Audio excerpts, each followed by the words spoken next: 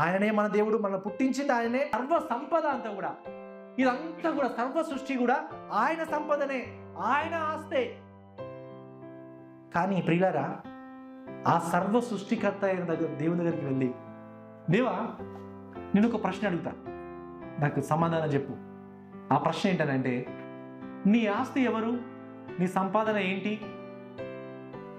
అని అడిగామనుకోండి, దేవుడు ఏం చెప్పవచ్చు ఉండొచ్చు అంటే, ఈ సర్వ సృష్టిని ఎంత అద్భుతంగా సృష్టించానో చూడు, ఇది కాదా నా ఆస్తి? ఈ సూర్యచంద్ర నక్షత్రాలను చూడు, ఎంత అద్భుతంగా సృష్టించానో, ఇది కాదా నా ఆస్తి? ఈ సముద్రమును చూడు, ఈ ప్రకృతిని చూడు, ఇదే నా ఆస్తి.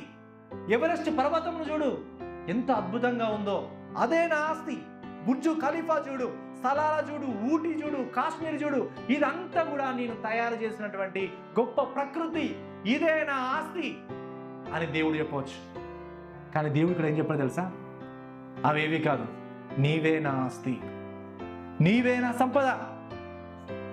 పిల్లరా, దేవుని ప్రశ్న అడిగితే ఆయన ఏం చెప్తాడంటే, నరేష్ నీవే నా ఆస్తి. ఎవరెస్ట్ పర్వతం కాదు, పక్కన పెట్టు.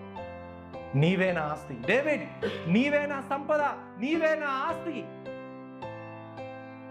ఈ సర్వ సృష్టికర్త అయిన దేవునికి నీవు ఆస్తి, నీవు సంపద. ఎంత ధన్యత దేవుడు ఆయన మనకు అనుగ్రహించాడో ఒకసారి మనం గమనిద్దాం ప్రియులారా.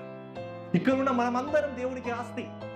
క్రైస్ట్ కమ్యూనిటీ తెలుగు చర్చ్ దేవుని యొక్క ఆస్తి, దేవుని యొక్క సంపద. ఎందుకనంటే ఆయన తన ప్రాణం పెట్టి ఈ యొక్క సంఘాన్ని కొన్నాడు. ఆయన ప్రాణం పెట్టి ఆయన నిన్ను నన్ను కొన్నాడు.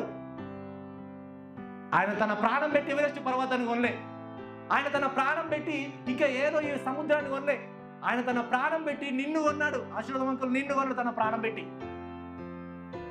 ఇది ఎంత గొప్ప కృప, ఎంత గొప్ప ధన్యతని ఆయన మనకు అనుగ్రహించాడు పిల్లరా.